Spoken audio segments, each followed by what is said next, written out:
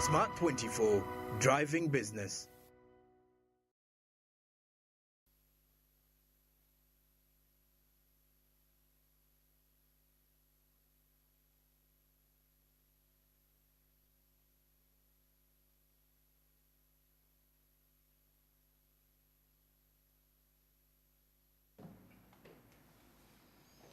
Good evening, Uganda. The time is 3 minutes past 8 p.m. and you're welcome to Smart 24 TV. I'm your host, Oyesije Clinton Liberty, and today we have a special segment focusing on the crucial topic of e-cooking and clean cooking in Uganda. We are honored to have a distinguished guest from the Ministry of Energy and Mineral Development with us today. Without further ado, let's dive into our discussion. But first, let's welcome our guests for today, Justin Akumu, who is an energy officer at the Ministry of Energy and Mineral Development. And at the same time, we also have an energy economist who is Tony Mwesuga, and they're all going to be sharing different insights when it comes to clean cooking in Uganda. Now, to kick things off, let's have a brief overview of what e-cooking is, and I'm sure that my guests would want to introduce themselves to our audience today. But before we get into that, I would like to welcome whoever is watching us tonight. Welcome to Smart 24 TV. Please stay tuned as we continue to dive into what e-cooking is and what does it mean for you to be a part of this conversation. Let me take this opportunity to welcome Justin Akumu. You're most welcome to Smart 24 TV. Thank you for having me. I'm very glad to be, a part of this discussion, and also to tell the public about, efficient cooking solutions such as e-cooking. Yeah. When somebody says e-cooking, they might think, internet cooking. No, it simply means electric cooking. Absolutely. Using efficient electric appliances for cooking, such as an electric pressure cooker or an electric induction cooker. We even have, electric rice cookers, efficient kettles, infrared cooking appliances. One thing these appliances have in common is they are very efficient. Therefore, you will save electricity. You'll save money on energy rather than spending that much money on maybe charcoal and the rest. Absolutely. You'll save time because of the efficiency in cooking, and also they're cleaner and smarter. I like your introduction. You're already giving us an overview. Thank you so much. Tony Mwesigwa, anything for the audience? Thank you so much for having us. Once again, Tony Mwesigwa, economist at the Ministry of Energy. Absolutely. Justin couldn't have introduced this show any much better. Yeah, sure. Yeah. So I'm glad to be on the show. Thank you so much. For our audience, you can see these people are very smart. That I was telling them earlier how I need a shirt like this. We should have been uniform. It should have been a white kind of conversation.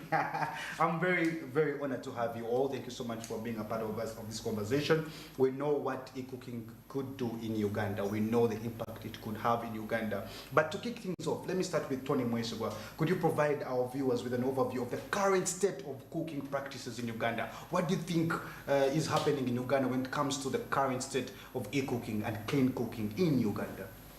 Thank you so much, our host. Unfortunately, the state of cooking in Uganda is quite sad. Over 94% of Ugandans do not have access to clean cooking solutions.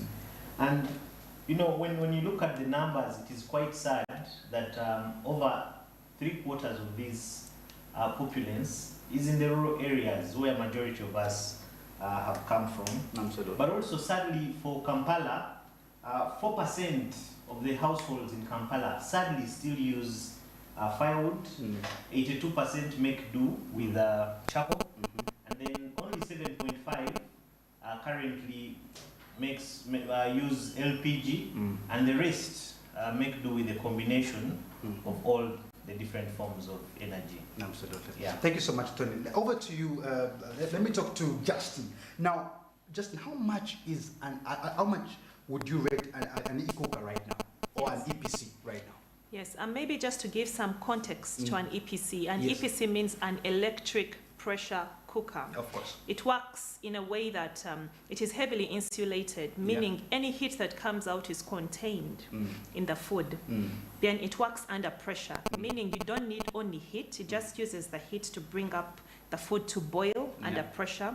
And once the food is boiling at pressure, then the electricity is cut off. It continues to cook under pressure. And then it has very good safety features to minimize any burns and any exposure to pressure. So as a result, where you would have spent, for instance, 2 hours cooking your beans on charcoal or firewood, you're spending about 45 minutes. You're saving 1 hour and 15 minutes of your time. It is cheaper in comparison to amount of electricity that you're using. We've done cooking experiments that show that you can use only 300 shillings to cook your beans. But if you compare that to charcoal, can you buy charcoal of 300 shillings? Can you even buy charcoal of 1,000? You can't. So those are the benefits, the additional benefits. But what is the cost? First of all, where is an electric pressure cooker? We have a couple of electric pressure cookers on the market, but we are growing, the supply chain. Depending on the capacity, for instance, we have mostly 6-liter capacity electric pressure cookers, which will go for ranging between 250 to 300,000 shillings. And the capacities go all the way from 6 liters for a household to about 15 liters for commercial entities like restaurants, to 60 liters for even big institutions like schools. So we see with e-cooking, you can switch households, restaurants, and even schools, other institutions to cleaner solutions. Absolutely. Let me stick with you, Justin, for a while. I want us to talk about the F3M model. That is accessibility, affordability, and availability. All right, the F3M model. Now, the Uganda market is available. They're ready to take on, to adapt to e-cooking. Why I asked you for the price right now, and of course, an EPC goes for about 250,000 Ugandan shillings. If I'm not I've been wrong, but how do we increase access to finance, and how do we also increase access to affordability? Because Ugandans, let's not look at the people that were at Monyonyo speak. Let's look at the households in the villages, in the local communities. How are they in position to adapt to this e-cooking? Are they able to afford this EPC, which is at 250,000? And at the same time, do they have access to electricity? So I want you to delve into that, Justin. How would we approach that? Under the Ministry of Energy's company called Uganda Energy Credit Capitalization Company Limited, UECCC, we have a fund that we are using to support, for instance, commercial banks and even SACCOs to access finance to actually lend to suppliers. So we have a working capital window, meaning if you want to access finance to stock your appliances, you can get money at relatively lower interest rate. And then also, in case you want to get, you as a final user, as an end user, in case you want to get an appliance, you can actually go and get a loan.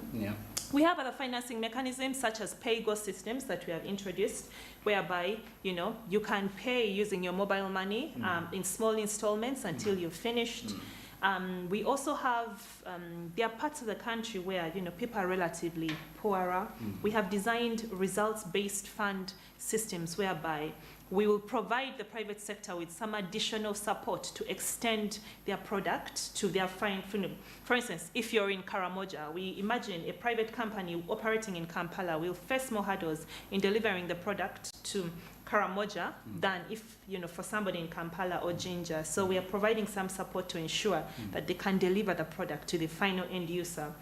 Yes, so the issue of financing is very important, and we are playing around different financing mechanisms such as lowering the interest rate, supporting companies, for instance, financing local purchase orders to supply these appliances, to bring these appliances into the country, and also ensure that you as an end user, you can get access to this appliance at an affordable rate. So you don't think that they are really expensive for people to afford?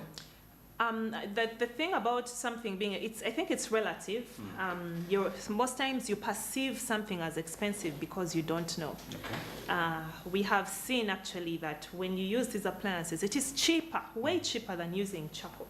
But somebody doesn't know because they are getting charcoal at 1,000 shillings every day.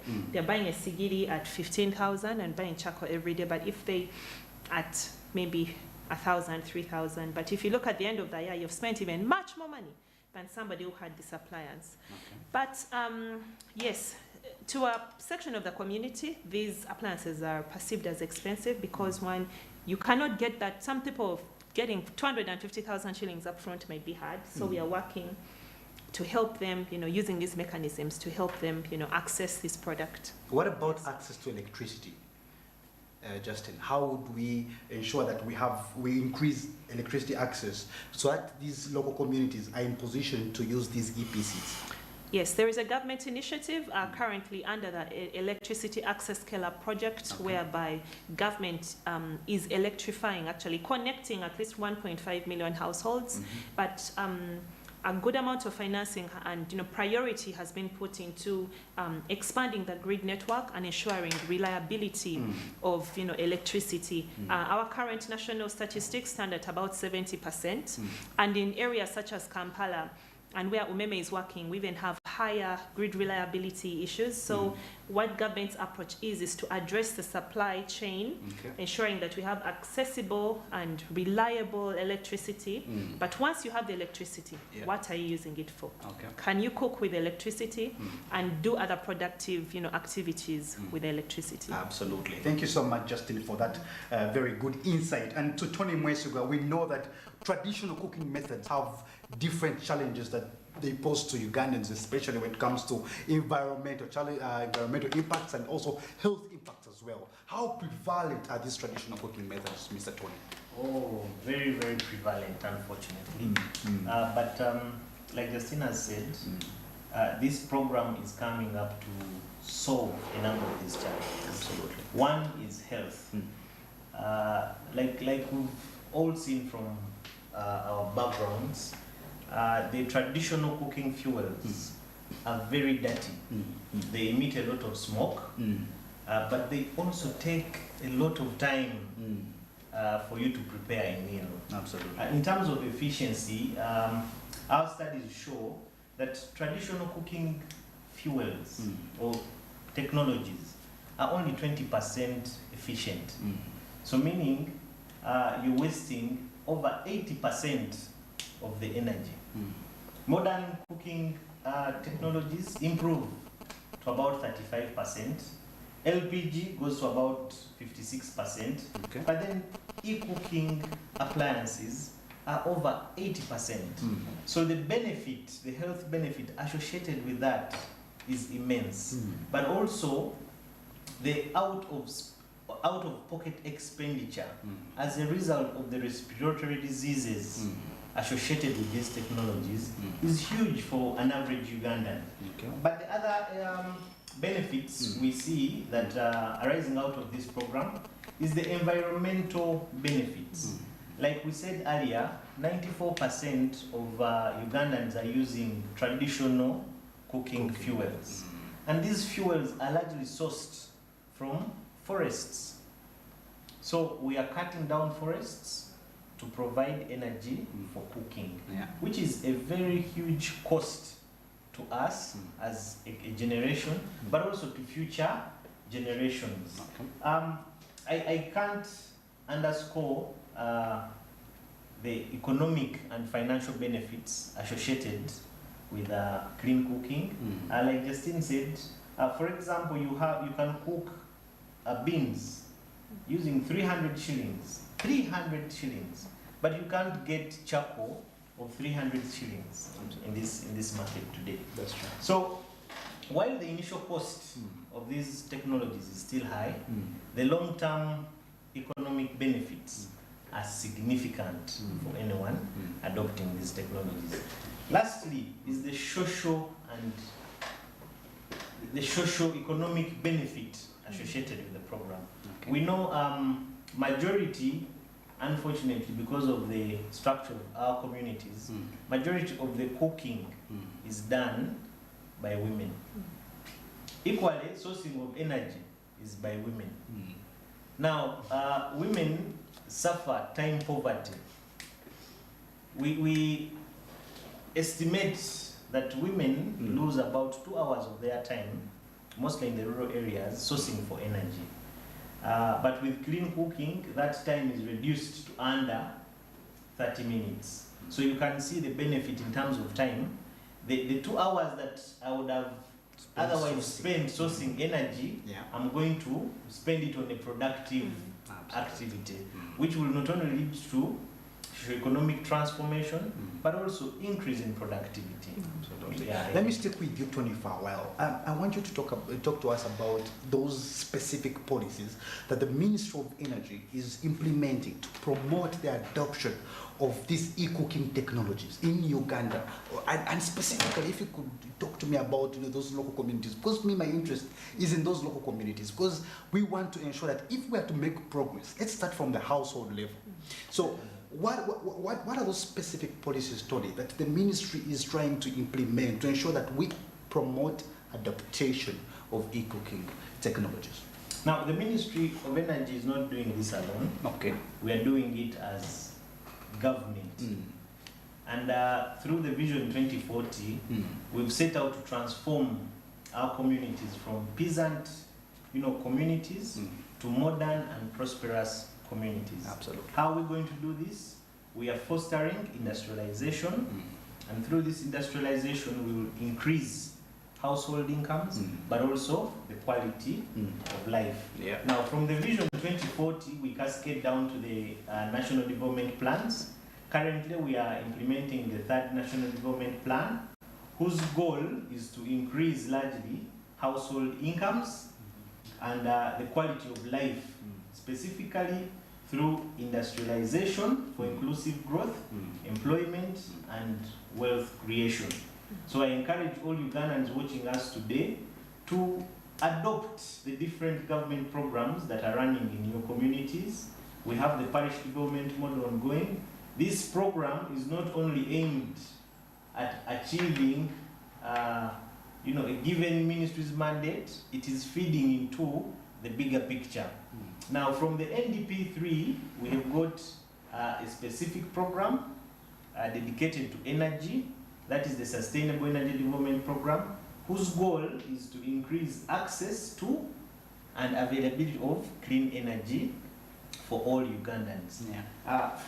From the Sustainable Energy Development Program, we now cascade downwards to what you want to see as a Minister of Energy. So we've developed the National Energy Policy of 2023, whose objectives, among others, is to reduce the share of biomass we are using for cooking, specific for cooking, because biomass has got other applications such as industrial, which we want to promote if we are to have sustainable industrialization. Absolutely. So from the energy policy of 2023, we're now developing a national cooking strategy that will guide the implementation of clean cooking interventions that Justin has talked about. Thank you so much, Tony, for that very good overview when it comes to the policies that the ministry is implementing. And of course, I'm sure later on you will tell us how the ministry is working to ensure effective implementation of those very policies that you have mentioned. Now, over to you, Justin. I know that this is something that you are very well versed with. Now, that is the area of awareness and education. And I want you to talk to us about the efforts that are being made to raise awareness among the Ugandan population, because we need the Ugandan population to understand the benefits and the availability of e-cooking and clean cooking solutions. It's important that they know that we have solutions for them when it comes to clean cooking. But how is the, I don't know if I'm going to direct this to the ministry, but on a general scale, what are those efforts being made to raise awareness? Yes. Justin. Thank you for that question. When it comes to clean cooking solutions, especially, the issue is perceptions. People don't know. People think, for instance, it's very expensive to cook with electricity. People think that, gas is very costly. People are not aware of the benefits, besides financial. The economic benefits, the time saved, the employment opportunities, people don't know. So we have seen, our studies actually show that there is a section of the public that has the money, they can afford, a clean cooking appliance, but they do not, they don't know where to get it from, they don't know the benefits. So once you focus on a dedicated awareness campaign, you can actually address, that section of the public will access that appliance without you even having any additional incentive or, financial, program. It's just awareness creation. So with that in mind, we have, we have had several conferences, such as the Renewable Energy Conference. Absolutely. And there was a lot of discussion on clean cooking, and we had cooking demonstrations. So one other thing we see, we Africans, we like to see and we like to taste. So we said, okay, we are going to show you how, that one, you can use these clean cooking appliances. They will save your money, but even the food will taste nice. It will even probably taste as good as what you've made charcoal, on charcoal, or it probably to taste better. So we have had a series of cooking demonstrations whereby we even interface with the public and show them, how to use the appliance, but also to educate them about, cooking safely, the safety features, of electric pressure cookers, the safety features of LPG, and also, where to get these appliances from, where to get, affordable financing from, how to look out for a good quality product. So everything, it's very important that you package the right message and continuously keep, drumming the message. So we really appreciate the support of Smart24 and also our partners who have supported us in actually rolling out this message to the public about the benefits of clean cooking solutions. Thank you so much, Justin. Now, for those that are watching us in Uganda, just 1.4% use electricity for cooking, while 90% rely on open fires or efficient stoves per SNV's 2022 report. Now, at the Renewable Energy Conference, development partners such as SNV, GIZ Uganda, and Modern Energy Services, they teamed up with the Ministry of Energy to launch the Energy Efficiency Accelerator Program. We shall talk about that while we come back from this commercial break.